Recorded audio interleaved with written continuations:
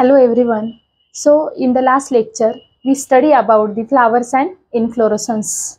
Now today we will start the new part of this chapter is the fruit.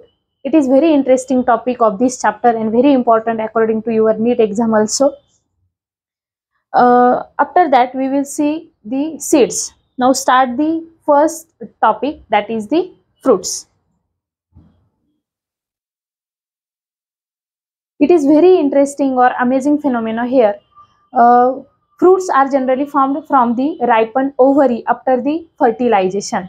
Now see, it is a ripened ovary. Fruits are nothing but it is ripened ovary and develop after the fertilization. After pollination, जब pollination होता है, pollen grain stigma पे गिरते हैं. After the pollination और germination of the pollen grain, वो pollen tube form होती है और पोलन ट्यूब से मेल गैमेट्स ओव्यूल में लिबरेट होते हैं. उनकी वजह से फर्टिलाइजेशन होता है और आफ्टर फर्टिलाइजेशन वो फ्लावर की ओवरी की वजह से ही क्या बनते हैं, फ्रूट्स बनते हैं. That's why fruits are nothing but the ripen ovary and they are mainly formed from the fertilization or after fertilization, and it is one of the most important characteristics feature of the flowering plants. And the formation of fruits in the plants, it is one of the most important characteristics of the flowering plants. It is nothing but the angiosperm, because angiosperms are the flowering plants and fruits are always formed from the ovaries. That's why it is important characteristics of flowering plants. Fruits form without fertilization of the ovary is called as the parthenocarpic fruit. Sometime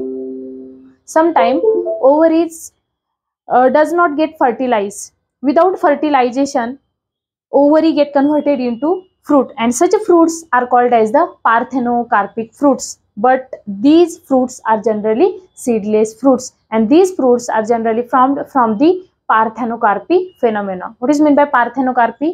Parthenocarpy means fruits are formed without fertilization. देखो generally क्या होता है, fruits कैसे form होते हैं, pollen grain stigma पे गिरते हैं. पोलन ग्रेन के गिरने के बाद स्टिग्मा रिकॉग्नाइज करती है whether this is own species pollen grain और नॉट. अगर उनके खुद के स्पेसिस का पोलन ग्रेन होगा तो स्टिग्मा उनको जर्मिनेट करती है, उनको न्यूट्रिएंट्स प्रोवाइड करती है. तो पोलन ग्रेन न्यूट्रिएंट्स एब्जॉर्ब करता है, उनकी ग्रोथ होती है और पोलन ट्यूब फॉर्मेशन होता है. आफ्टर दैट फर्टिलाइजेशन होता है और after fertilisation from ovary fruit develop होता है. लेकिन यहाँ पे पार्थेनोकार्पिक फ्रूट में फर्टिलाइजेशन ही नहीं होता और जो फ्रूट्स फॉर्म होते हैं वो विदाउट फर्टिलाइजेशन फॉर्म होते हैं फ्रॉम ओवरी. वो जो ओवरी रहती है फ्रूट्स फ्लावर्स की, वो ओवरी एनलार्ज हो जाती है, वो ही बड़ी हो जाती है और वो फ्रूट लाइक दिखने लगती है और उससे ही फ्रूट बनते हैं. बट ये जो फ्रूट्स रहते हैं वो सीडलेस फ्रूट्स रहते हैं. Okay. In mango and coconut, fruit is called as a drupe and they are one-seeded and develop from monocarpellary superior ovaries.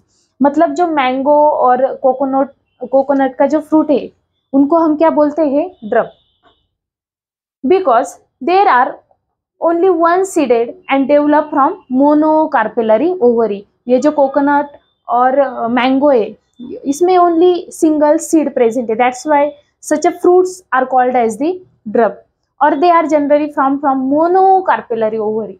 Which ovary? Monocarpellary means flower having only one gynoecium or only one carpel. If the flower having only one carpel, this is ovary, this is style, and this is stigma. Only this single carpel present in the flower, then the flower is called as the monocarpellary and superior ovary. Ovary कैसी यहाँ पे, superior ovary, मतलब ovary की position top most position है और उनके जो other floral वल्स है वो उनके बेसल पार्ट से ओरिजिनेट हो रहे हैं यहाँ पे. इसलिए यहाँ पे ओवरी कैसी है, सुपेरियर ओवरी और monocarpellary ovary. What is mean by monocarpellary? A gynoecium having only single carpel or single pistil.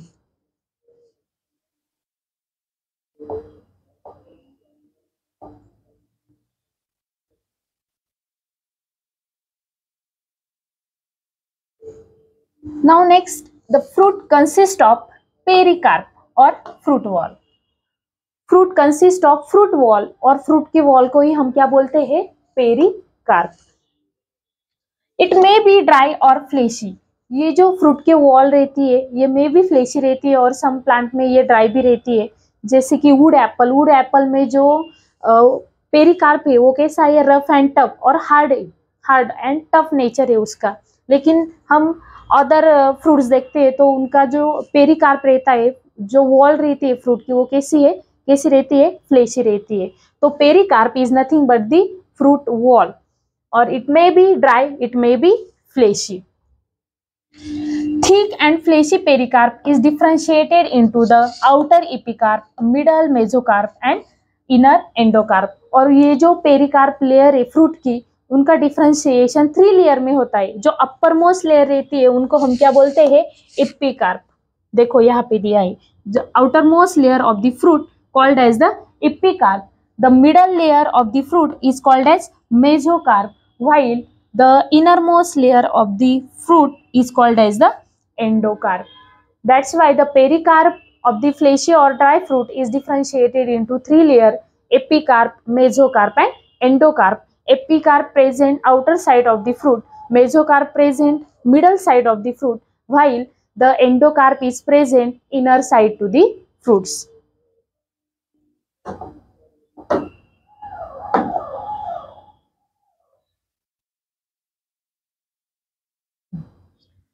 In mango, the pericarp is well differentiated into a thin pericarp, fleshy edible mesocarp and stony hard endocarp. Mango में ये जो 3 layers देखे हमने pericarp के, that is first epicarp, second mesocarp and third endocarp, ये easily differentiate हो गए हैं और हम उनको देख भी सकते हैं। देखो यहाँ पे जो एपिकार्प है वो थिन रहता है मैंगो में, यहाँ पे दिया है। Epicarp also called as the exocarp, मतलब बाहर वाला पार्ट। एपिकार्प कैसा है, मैंगो में ये थीन है। Epicarp it is thin.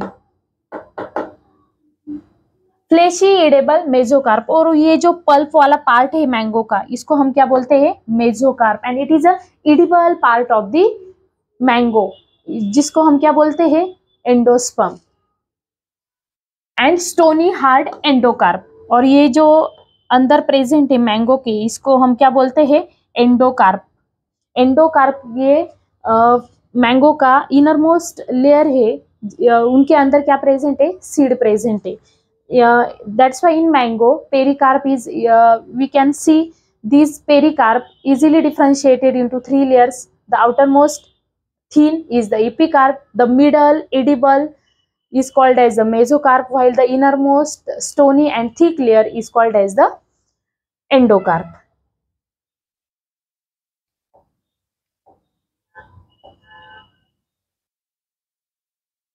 Now see the next part, that is the seed. Seed is the main germinating or propagating part of the plant. Now see one by one seed. It is a mature ovule develop after fertilisation. ये seed कहाँ से form होते हैं और वो fruit के अंदर ही क्यों रहते हैं? देखो हमने देखा है गाइनोशियम का स्ट्रक्चर और कार्पेल का स्ट्रक्चर। सपोज ये ओवरी है, ये स्टाइल है, और ये ऊपर वाला क्या है, stigma. After fertilisation ovary get converted into fruit. Okay, after fertilization ovary get converted into fruit, and inside the ovary ovules are present, and after fertilization ovules get converted into seed. Okay, after fertilization ovary get converted into fruit and ovules get converted into seed. और ovary के अंदर ही क्या रहते हैं, ovule रहते हैं, इसलिए ये जो सीड रहते हैं वो फ्रूट के अंदर ही रहते हैं। That's why seed is the mature ovule and it is developed after fertilization. After fertilization, ovules get converted into seed, ovary get converted into fruits. The seed is made up of seed coat and the embryo. ये जो seed रहते हैं, seed कौन कौन से part से बने रहते हैं? तो दो पार्ट से बनते हैं. वो जो फर्स्ट पार्ट है उनको हम बोलते हैं सीड कोट, और the outer covering of the seed is called as the seed coat. और उनके अंदर क्या प्रेजेंट रहता है? एम्ब्रियो. ये इस एम्ब्रियो की वजह से ही न्यू प्लांट फॉर्मेशन होता है.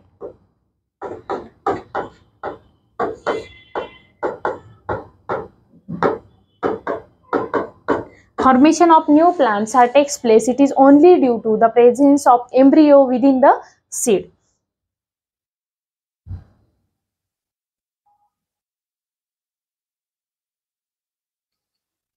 Embryo is made up of radicle and embryonal axis and one or two cotyledon.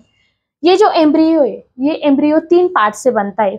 First radical, second embryonal axis and third one is the one और टू कोटिलेडॉन. मतलब embryo three part से बनता है, radical, embryonal axis और कोटिलेडॉन. Cotyledon में भी single cotyledon present in some embryos, while in some embryos two cotyledons are also there. If presence of only one cotyledon in the seed or in the embryo, then such a type of seeds is called as the monocotyledonous seed. And if presence of both cotyledon in the seeds, then such a seeds is called as the dicotyledonous seeds.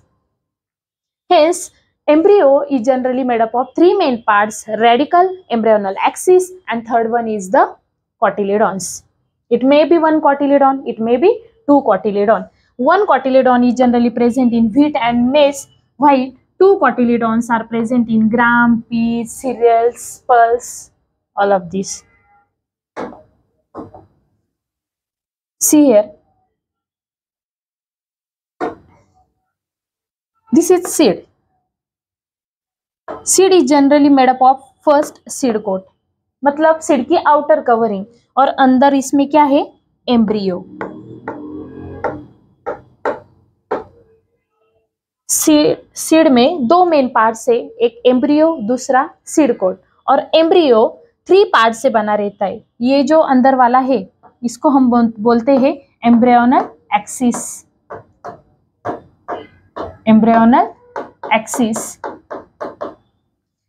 ये जो lower वाला part है इसको हम क्या बोलते हैं? Radical.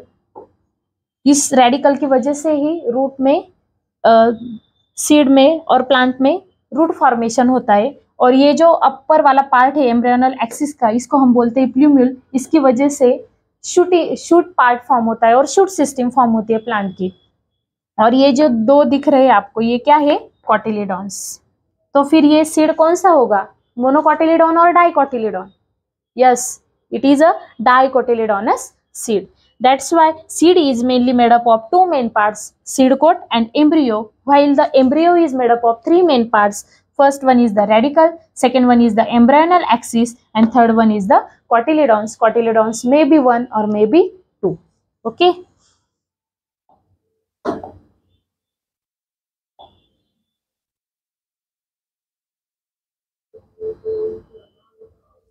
Now see dicotyledonous seed. Within the seed coat is the embryo and consisting of an embryonal axis and two cotyledons. See here, it is a dicotyledonous seed. It consists of two cotyledon and इसके mid में क्या present है? ये embryonal axis. तो ये जो dicotyledonous seed है, ये इसमें क्या प्रेजेंट है? एम्ब्रियो है. Embryo it consisting of an embryonal axis. ये एक्सिस प्रेजेंट है और ये दो साइड के क्या प्रेजेंट है? कोटिलेडॉन प्रेजेंट है. Cotyledons are fleshy and full of reserve food material. ये जो कोटिलेडॉन्स रहते हैं ये कैसे रहते हैं? फ्लेशी रहते हैं. और इसमें क्या स्टोर रहता है? फूड स्टोर रहता है. जब at the time of germination embryo को एनर्जी लगती है, तो एनर्जी और फूड कौन प्रोवाइड करता है? तो ये कोटिलेडॉन्स प्रोवाइड करती है. That's why cotyledons are fleshy nature and it is a full of reserve food material. इनमें क्या स्टोर रहता है? तो फूड मटेरियल स्टोर रहता है. Eight the two end of the embryonal axis, देखो ये एम्ब्रायनल एक्सिस है, इसका ये एक एंड, ये दूसरा वाला एंड, तो at the two end of the embryonal axis the radicle and plumule are present. ये दो एंड है एम्ब्रायनल एक्सिस के, एम्ब्रायनल एक्सिस के ये अपर मोस्ट पार्ट को हम बोलते हैं प्लूम्यूल और लोअर पार्ट को हम क्या बोलते हैं, radical. After germination radical get formed into root system while plumule forms shoot system which is present above the ground and root system present below the ground.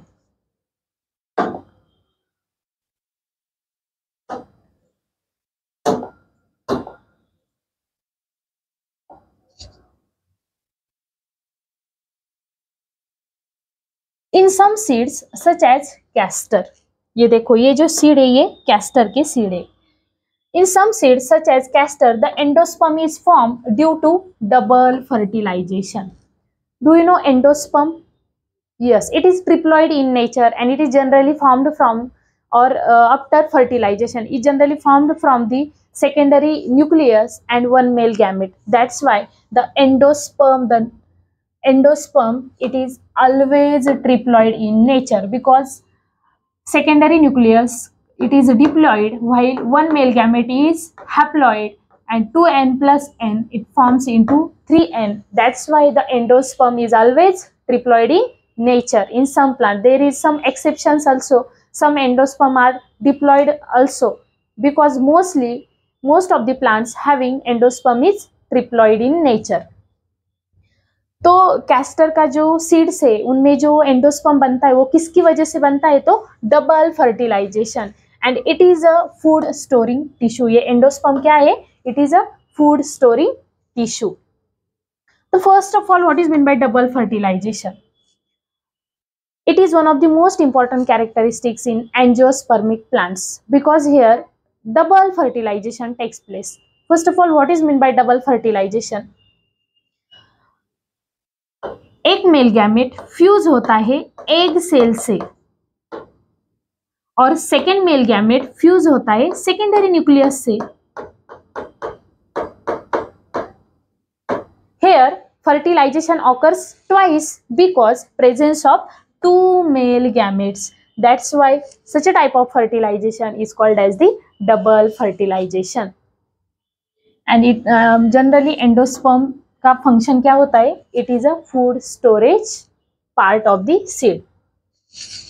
In plants such as bean, gram and pea the seeds are non endospermous और endosperm is not seen in mature seed. In some seeds that is in dicotyledonous plants or example bean, gram, peas, the endosperm is totally lost at the time of the embryo formation. जो seed में embryo रहता है ना, वो embryo उनके formation के वक्त सब एंडोस्पर्म वही खा लेता है, तो सीड में एंडोस्पर्म ही नहीं रहता। दैट्स वाई डाइकोटिलेडोनस सीड को हम क्या बोलते हैं, non endospermic seed because endosperm is not seen in mature seed. Early stage में एंडोस्पर्म प्रेजेंट रहता है और जब एम्ब्रियो बढ़ता है तो वो सारा की सारा एंडोस्पर्म खा लेता है, सब एंडोस्पर्म खा लेता है, तो सीड में एंडोस्पर्म ही नहीं रहता। That's why dicotyledonous seeds it is also called as the non endospermic seed because after maturation of the seeds there is no endosperm present in the seeds.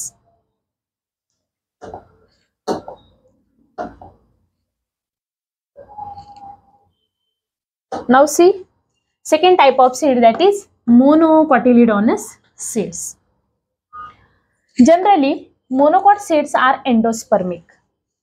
ये जो मोनोकॉट सीड्स रहते हैं ना, इसको हम एंडोस्पर्मिक सीड भी बोलते हैं because after formation of embryo endosperm are not totally used by embryo for their growth and development. That's why monocot seeds are endospermic but some are non-endospermic like orchids. Generally mostly 99% monocots जो रहता है उन seed को हम क्या बोलते हैं, endospermic seeds. But in some plants example orchids, the orchids are monocots but there is no endosperm seen in their seeds after the maturation of the embryo. In cereals like maize, the seed coat is membranous. In some cereals like maize, maize में वो जो seed coat रहती है वो कैसी रहती है, membranes रहती है, and it is generally fuse with the fruit wall, और वो फ्रूट वॉल को क्या हो जाती है, फ्यूज। देखो ये सीड कोट है एंड ये फ्रूट वॉल है, इसमें आपको कोई डिफरेंशिएशन ही नहीं दिखेगा, क्योंकि ये जो सीड कोट है वो कैसा है, मेम्ब्रेनस है, और वो कहाँ पे फ्यूज हो गया है, तो फ्रूट वॉल को फ्यूज हो गया है, because it is a membranes in nature. And the endosperm is bulky and store food. But in monocots, example दिया है मेज का, मेज में क्या रहता है, ये जो फ्रूट वॉल रहती है मतलब सीड कोट रहता है वो कैसा है, मेम्ब्रेनस है. That's why this membranous seed coat fuse with the fruit wall. But इसमें जो एंडोस्पर्म रहता है वो बल्की रहता है, बल्की मतलब हेवी, हेवी एंडोस्पर्म रहता है एंड स्टोर फूड. ये क्या काम करता है, storage of food. That's why monocotyledonous seeds also called as the endospermic seed. Endospermic seed. The outer covering of endosperm separates the embryo by the protein layer called as the allurin layer. देखो ये जो outer covering रहती है endosperm की outer covering embryo को separate करती है. मतलब यहाँ पे ये एंडोस्पर्म है और यहाँ पे ये एम्ब्रियो है. एम्ब्रियो और एंडोस्पर्म एक दूसरे से क्या है, सेपरेट है. It is due to the proteinaceous layer called as the aleurone layer. देखो ये एलोरिन लेयर है, ये एलोरिन लेयर की वजह से यहाँ पे ये एंडोस्पर्म और यहाँ पे ये एम्ब्रियो क्या हो गया है, सेपरेट हो गया है. तो एलोरिन layer, it is proteinaceous in layer and which mainly helps the separation of the embryo and the endosperm. Now the question is arising in my mind, allurin layer is haploid, diploid or triploid in nature? Yes, allurin layer it is also triploid in nature because it is outer covering of endosperm. ये endosperm की outer covering है. Endosperm कैसा है, triploid है. Why it is triploid, due to double fertilisation. Endosperm triploid है तो एलोरिन layer भी कैसी होनी चाहिए, ट्रिप्लॉइड होनी चाहिए. Okay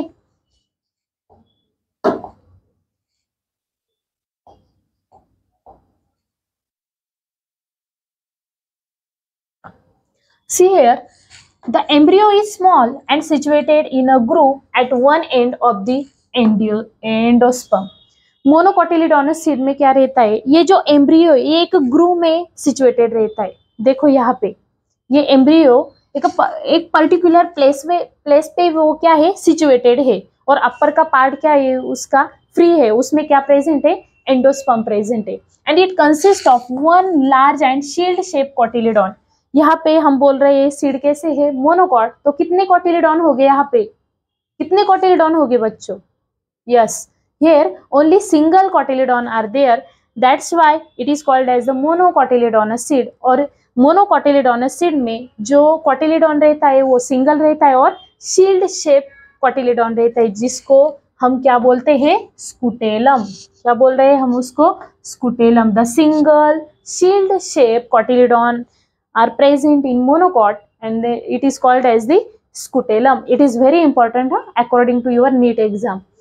And a short axis with a plumule and a radicle. और इसका ये जो short axis है यहाँ पे क्या present है, ये plumule, ये upper side को present है, ये lower side को क्या present है, radicle present है. और after germination radicle से क्या form होगा बच्चों, yes, roots. और plumule से क्या form होगा, shoot system. The plumule is protected in a sheath called as the coleoptile and the radicle is protected in the sheath called as the coleorhiza. और ये जो प्लूम्यूल है इसको कौन प्रोटेक्ट कर रहा है, ये प्रोटेक्टिव शीथ प्रेजेंट है outer side to the plumule. It is called as the coleoptile. क्या बोलते हैं हम उसको, coleoptile. It is a protective sheath of the plumule. What is meant by coleorhiza? Coleorhiza it is a protective sheath of the radicle. Radicle को कौन protect करता है, तो कोलियोरहाइजा. और प्लूम्यूल को कौन प्रोटेक्ट करता है, तो coleoptile. Okay.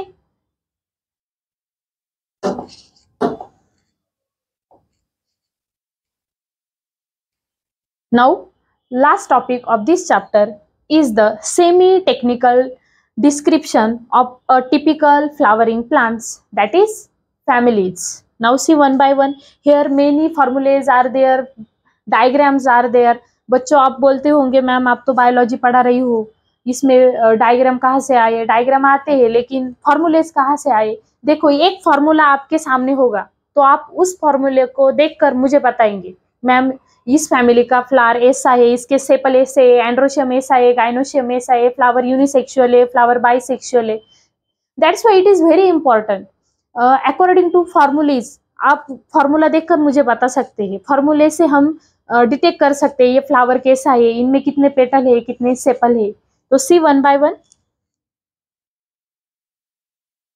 First, the plant is describe beginning with its habits. जब हमने चैप्टर स्टार्ट किया था तब हमने देखा था कि प्लांट्स की हैबिट कैसी है. उसके बाद हमने वेजिटेटिव कैरेक्टर का स्टडी किया, that is root, stem, leaves, flowers, inflorescence. Okay. And then floral characters. उसके बाद फ्लावर देखा था हमने. Then a floral diagram and the floral formula are presented. After that हम क्या देखने वाले हैं? फ्लोरल डायग्राम और floral formula. Now see here, यहाँ पे एक फॉर्मूला दिया है बच्चों आपको. इससे हमें कोई कैलकुलेशन नहीं करना है, इसको देखकर आपको बताना है कि इस फैमिली का, और ये जो फॉर्मूला है what is mean by G below the dash और in bracket 2, what is mean by A 2 + 4, ये आपको थोड़ी देर में पता चल जाएगा. इससे हमें कोई कैलकुलेशन नहीं सॉल्व करना है. ओके, घबराओ मत. देखो फिर, it is a floral formula of the mustard and mustard are in Brassicaceae family. Now see यहाँ पे आपको एक डायग्राम भी दी है, इसको हम बोलते हैं फ्लोरल डायग्राम. इस फ्लोरल डायग्राम में क्या क्या लेबलिंग किया है देखो. यहाँ पे गाइनोशियम बताया है, यहाँ पे एंड्रोशियम है, यहाँ पे कोरोला है, यहाँ पे कैलिक्स है, और ये जो डॉट है इसको हम बोलते हैं मदर एक्सिस. तो ये क्या डिनोट करता है? Floral diagram. फ्लोरल डायग्राम ये अरेंजमेंट बताता है कि फ्लावर में सेपल की अरेंजमेंट कैसी है, पेटल की अरेंजमेंट कैसी है, एंड्रोशियम की अरेंजमेंट कैसी है, ओके, कैलिक्स कैसा है, ये जो मदर एक्सिस है ये प्रेजेंट है या नहीं फ्लावर में, ये बताती है फ्लोरल डायग्राम. बट फ्लावर कैसा है, उसमें पेटल्स कितने हैं, वो फ्यूज है या फ्री है, ये कौन बताता है? तो ये फ्लोरल फॉर्मूला बताता है. तो पहले बच्चों आपको पता होना चाहिए इसका मतलब क्या है, इसका मतलब क्या है, ये क्या है, सी क्या डिनोट करता है, ए क्या डिनोट करता है, जी बिलो द डैश क्या डिनोट करता है. हम वन बाय वन देखते हैं. देखो मैं यहाँ पे आपको बता रही हूँ कि इस फॉर्मूले का मतलब क्या है. मैं बोलूंगी ये जो फ्लावर है ना, इसकी सिमेट्री बताइए. यहाँ पे ये फ्लावर कैसा है? Actinomorphic flower. ये सिंबल क्या बताता है? Flower is bisexual. यहाँ पे के को हम किसको कैसे डिनोट करते हैं? तो कैलिक्स. तो यहाँ पे कितने कैलिक्स प्रेजेंट है? 4 कैलिक्स प्रेजेंट है, और वो दो बंच में प्रेजेंट है. कितने कोरोला प्रेजेंट है? 4 कोरोला प्रेजेंट है. एंड्रोशियम में कितने स्टैमेन है? 6 स्टैमेन्स है, लेकिन ये स्टैमेन्स में भी 2 बंडल में प्रेजेंट है. एक बंडल में कितने स्टैमेन्स है? 2 स्टैमेन्स है. दूसरे बंडल में कितने स्टैमेन्स है? 4 स्टैमेन्स है. टोटल 6 स्टैमेन प्रेजेंट है यहाँ पे. और यहाँ पे ओवरी हम क्या बोलते हैं? ओवरी को इस सिंबल से हम क्या डिनोट करते हैं? Ovary is superior. और ओवरी में कितने कार्पेल प्रेजेंट है? 2 कार्पेल प्रेजेंट है, but this 2 carpels get fuse. तो ओवरी कैसी है? Syncarpous. देखते हैं वन बाय वन.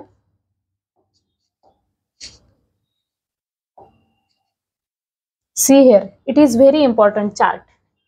देखो symbols used in floral formula.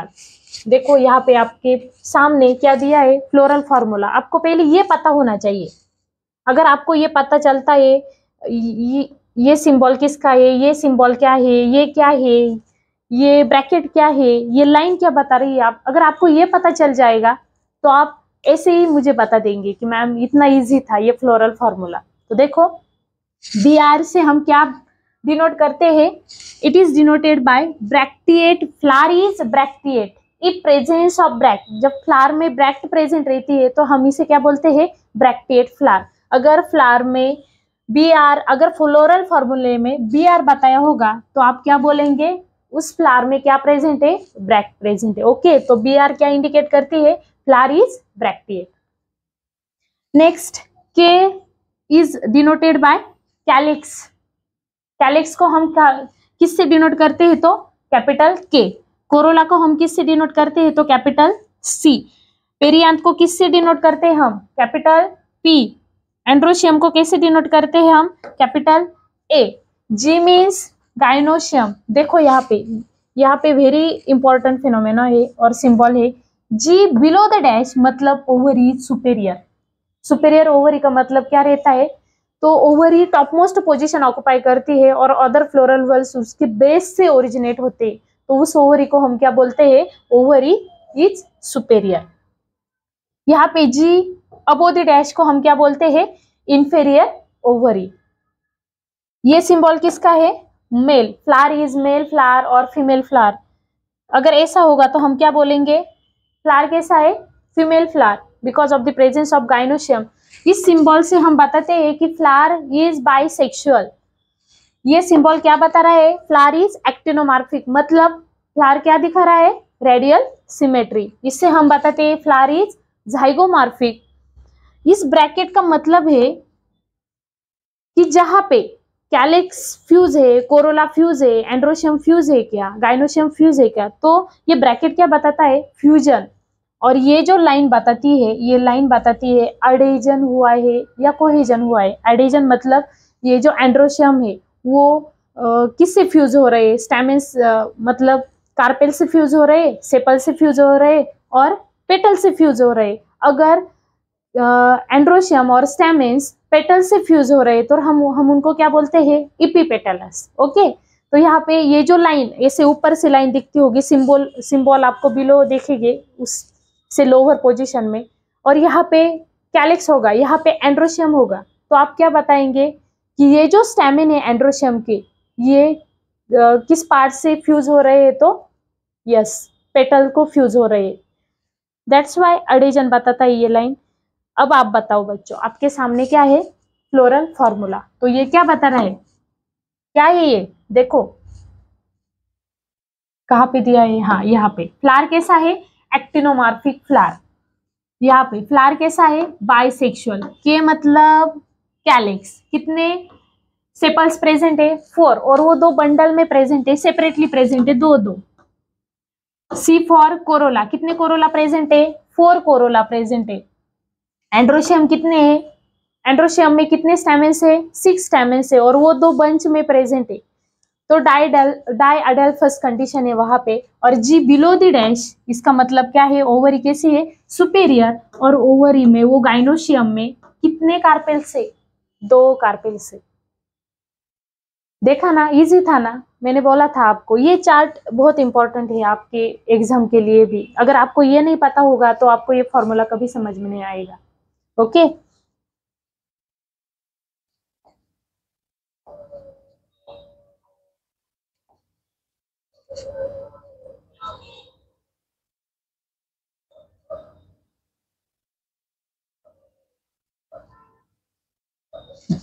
See, in floral formula, fusion is indicated by enclosing the figure within bracket and adhesion by a line drawn above the symbol of the floral part। यहाँ पे अगर fusion होगा तो हम ऐसा symbol दिखाएंगे और ऐसी लाइन होगी तो हम क्या बोलते हैं, इसको अडेजन हुआ है। Floral formula also shows the cohesion and adhesion. Floral formula से हमें क्या पता चलता है, कोहेजन हुआ है या फिर एडेजन हुआ है within the parts of the whorls and in between the whorls। A floral diagram gives the information about, देखो floral diagram क्या बता रही है हमको, number of the parts of the flower। Flower के जो पार्ट्स है उनके नंबर कितने हैं एंड उनके अरेंजमेंट कैसी है और उनका रिलेशन कैसा है, तो ये बताती है फ्लोरल डायग्राम। यहाँ पे फॉर्मूला दिया है, अब पता चलेगा ना, अब आप आइडेंटिफाई कर सकते हैं ना, यहाँ पे किसका फॉर्मूला दिया है, तो मस्टर्ड का, मतलब ब्रेसिकेसी फैमिली का।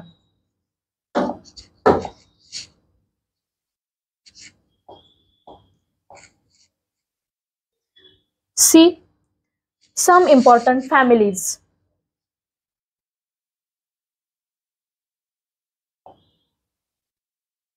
यहाँ पे फर्स्ट फैमिली है फैबिएसी। इसका बेस्ट एग्जांपल है pea. The scientific name of the pea plant is the Pisum sativum. देखो यहाँ पे this family was earlier called as the Papilionoideae family. इस फैमिली को फैबिएसी को पहले हम क्या बोलते थे? पेपिनोइडी family. A sub family of family is the leguminosae. और इसकी जो सब फैमिली इसको हम क्या बोलते हैं? Leguminosae family. It is distributed all over the world. और ये जो फैमिली के प्लांट्स आपको ऑल ओवर द वर्ल्ड दिखेंगे। तो वेजिटेटिव कैरेक्टरिस्टिक्स क्या है फैबिएसी फैमिली के? तो देखो ये जो प्लांट है वो ट्री भी रह सकते हैं, some are shrubs also, herbs also, और रूट विथ रूट नोडुल्स। देखो बच्चों सम प्लांट के जो रूट्स रहते हैं ना उसमें ऐसे small small tumour like structure present रहते हैं, जिसको हम क्या बोलते हैं? रूट नोडुल्स। क्या बोलते हैं हम? रूट नोडुल्स। और इस रूट नोडुल्स में क्या प्रेजेंट रहता है? तो यस नाइट्रोजन फिक्सिंग बैक्टीरिया। यहाँ पे नाइट्रोजन फिक्सिंग बैक्टीरिया प्रेजेंट रहते। तो रूट में नोडल्स प्रेजेंट रहते हैं। जो ट्यूमर लाइक स्ट्रक्चर दिखता है, वो जो ट्यूमर लाइक स्ट्रक्चर है उसमें क्या प्रेजेंट रहता है? नाइट्रोजन फिक्सिंग बैक्टीरिया प्रेजेंट रहता है। स्टेम में भी इरेक्ट और क्लाइंबर। इसका स्टेम ऐसा स्ट्रेट भी रह सकता है, इरेक्ट भी रह सकता है, और सम प्लांट में आपको सम प्लांट क्लाइंबर भी दिखेंगे। मतलब ये जो स्टेम है वो आपको वीक दिखेगा और हर्बेशियस दिखेगा। लीव्स कैसे है? लीव्स में अल्टरनेट वेनेशन है, मतलब एक लीफ यहाँ पे होगा तो दूसरा यहाँ पे होगा, ऐसा पैटर्न दिखेगा। पिनेटली कंपाउंड और सिंपल। सम प्लांट में आपको ये जो लीफ है वो कैसे दिखेंगे? Simple leaf. हमने पहले ही स्टडी किया है सिंपल लीफ। और सम प्लांट में आपको पिनेटली कंपाउंड लीफ देखेंगे, उनमें लीफ बेस प्रेजेंट होगा। और पल्विनेट मतलब जो पेटियोल रहता है लीफ का, जो स्टॉक रहता है लीफ का, वो स्वेलन हो जाता है सम प्लांट में। तो इस फैमिली के सम मेंबर में आपको क्या दिखेगा? पल्विनेट भी दिखेगा। फ्लावर्स आर स्टिपुलेटेड, मतलब presence of stipules. Some plants में mostly the leaf shows stipulated leaf है, प्रेजेंस ऑफ स्टिप्यूल्स। और वेनेशन कैसा दिखेगा आपको? Reticulate venation. मतलब ये देखो ऐसा लीफ है, यहाँ पे मिड रिब रहती है और यहाँ पे नेटवर्क लाइक फॉर्मेशन किया रहता है वो जो वेन्स और वेनलेट्स में। तो हम क्या बोलते हैं उनको? Reticulate venation. देखो यहाँ पे, तो आप बताओ, ये फ्लोरल फॉर्मूला है आपके पास, तो बोलो परसेंटेज क्या बताता है? परसेंटेज बताता है फ्लावर इज जाइगोमॉर्फिक। मतलब ये क्या दिखा रहा है? Bilateral symmetry. इससे हम क्या डिनोट करते हैं? तो फ्लावर कैसा है? बाइसेक्सुअल। इसमें क्या क्या प्रेजेंट है बच्चों? एंड्रोशियम भी प्रेजेंट है और गाइनोशियम भी प्रेजेंट है। के से हम क्या डिनोट करते हैं? Yes calyx. कितने कैलिक्स प्रेजेंट है? 5 कैलिक्स प्रेजेंट है। और वो कैलिक्स भी कैसे है? फ्यूज हुए हैं। यहाँ पे 5 कैलिक्स प्रेजेंट है और वो कैसे है? गैमोसेपेलस। यहाँ पे सी से क्या डिनोट कर रहे हैं हम बच्चों? कोरोला। तो कितने पेटल्स प्रेजेंट है? ये दो और वो ये एक। कितने? 5 पेटल्स प्रेजेंट है। लेकिन ये जो पेटल्स है ये इसके अरेंजमेंट कैसी है? देखो एक सिंगल पेटल प्रेजेंट है, 2 फ्यूज हुए हैं, 2 सेपरेट पेटल्स प्रेजेंट है और 2 फ्यूज पेटल्स प्रेजेंट है। हमने देखा था types of aestivation. There are different types of aestivation, within that the vexillary aestivation are there. क्या देखा था हमने? एक पेटल स्टैंडर्ड रहती है, 2 उसके विंग्स है और वो जो लोअर पेयर है उसको हम क्या बोलते हैं? As a keel like structure, ये फ्यूज हुए हैं। ऐसा अरेंजमेंट दिखता है हमको, इसलिए कोरोला की अरेंजमेंट ऐसी बताइए। ये जो 2 है ये कैसे हुए हैं? फ्यूज हुए हैं पोस्टीरियर साइड को। Androecium with how many stamens are there? 10 stamens are there. लेकिन ये जो स्टैमेंस है इसके भी 2 बंडल से, एक बंडल में एक ही स्टैमेन है और दूसरे बंडल में कितने स्टैमेन है? 9 स्टैमेन है। लेकिन ये कैसे है? फ्यूज हुए हैं। और जी बिलो द डैश मतलब ओवरी कैसी है? सुपेरियर ओवरी है। और कितने कार्पेल प्रेजेंट है? यहाँ पे भी only single carpel are there. Okay, this is all about the floral formula and floral diagram. देखो यहाँ पे क्या बताइए? ये क्या है? सेपल की अरेंजमेंट बताइए। यहाँ पे ये जो पेटल है देखो, ये लैटरल विंग लाइक, यहाँ पे बताया मैंने, ये सिंगल स्टैंडर्ड बोलते हैं हम इसको, और क्या बोलते हैं, वेक्सिलम बोलते हैं। और ये लैटरल 2 और पोस्टीरियर 2 का क्या हुआ है, फ्यूजन हुआ है। तो फ्लोरल डायग्राम हमको क्या बता रही है, देखो यहाँ पे मदर एक्सिस नहीं दिया है, मतलब फ्लावर के इस साइड से और इस साइड को सेम सेम जो पेटल्स, कैलिक्स है, कोरोला है, वो से उसका डिस्ट्रीब्यूशन सेम सेम नहीं है। अगर होता तो हम क्या बोलते, सेम डिस्ट्रीब्यूशन हुआ है। Okay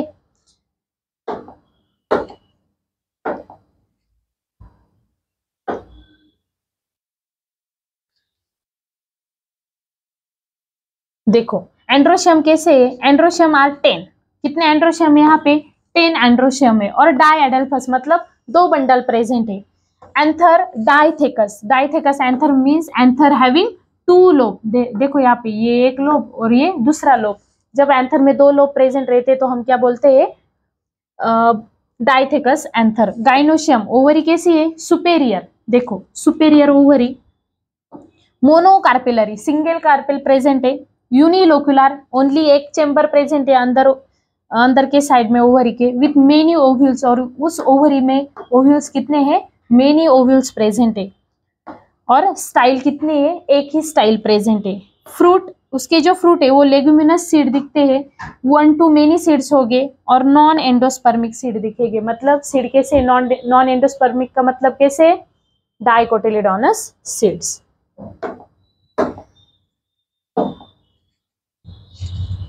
See the last family, that is the Solanaceae family.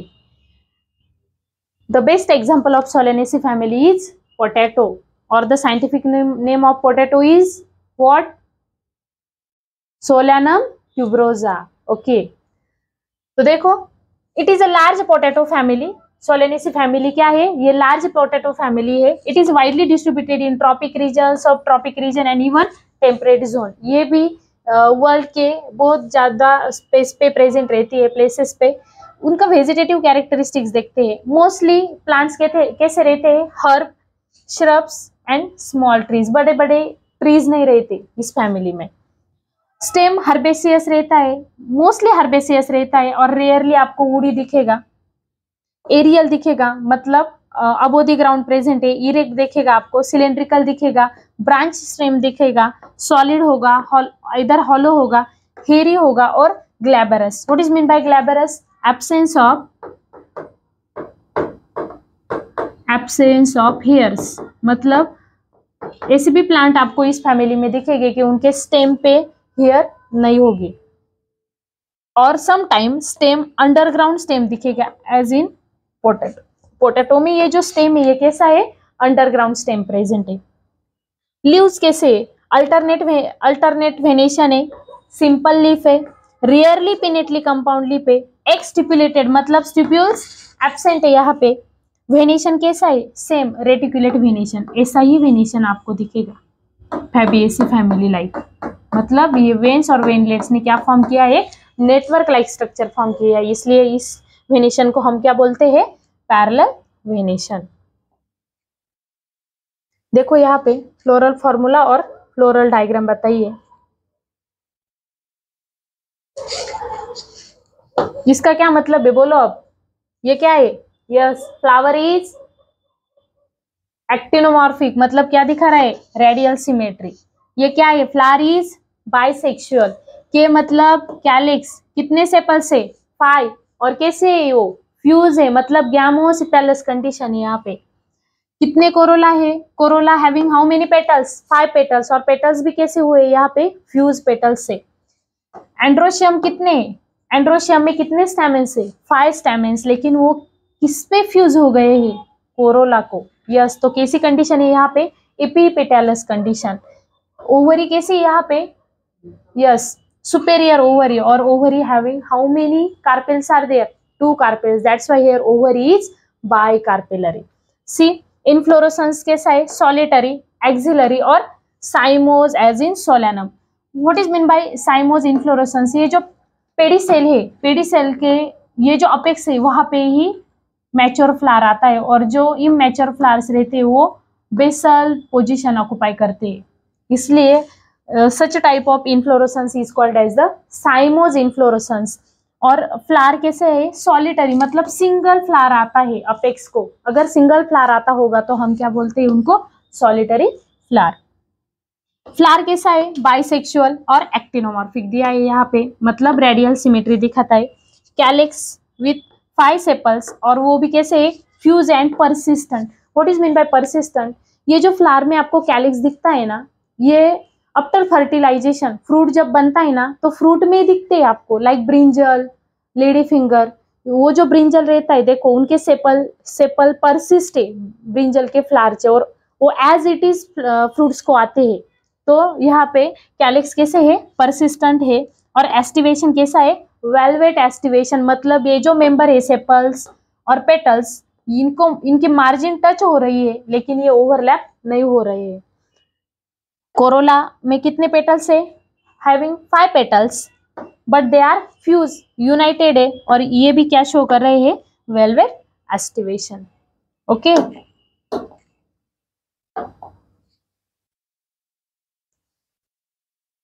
Androecium stamens with 5, stamens कितने हैं यहाँ पे, एंड्रोशियम में 5, और इपीपेटलस, मतलब स्टैमेंस किसको फ्यूज हो गए हैं, तो पेटल को. तो ये एरो क्या इंडिकेट करता है, एडहेजन, मतलब स्टैमिन का फ्यूजन किसको हुआ है, तो स्टैमिन कहाँ पे जाके फ्यूज हुए हैं, तो पेटल्स को.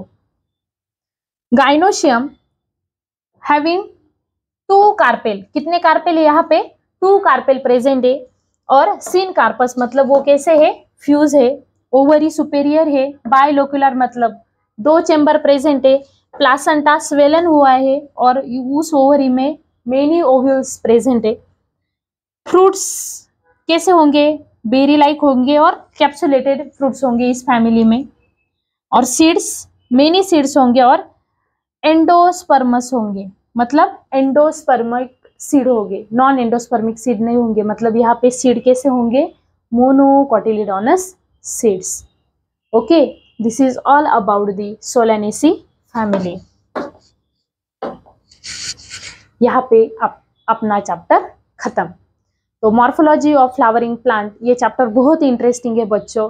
और अगर आपने अच्छे से पढ़ा होगा, अच्छे से देखा होगा, सुना होगा मेरा लेक्चर, तो आपको जितने भी क्वेश्चन होंगे इस चैप्टर के आप अच्छे से सॉल्व 100% करोगे. आपको क्या करना है, एक बार फिर से रिवीजन करना है, क्या क्या देखा हमने इस चैप्टर में. प्लांट की मॉर्फोलॉजी देखी हमने, मॉर्फोलॉजिकल पार्ट देखे, like root, stem, leaves, flowers, inflorescence भी देखे हमने. आज के पार्ट में हमने क्या देखा, लेक्चर में फ्रूट्स देखे, सीड्स देखे, उसके बाद फैमिलीज देखे हमने. तो वो फ्लोरल फार्मूला क्या है, फ्लोरल डायग्राम क्या है, उनके सिंबल लर्न करो अच्छे से. Okay, now do revision. Bye bye, best of luck.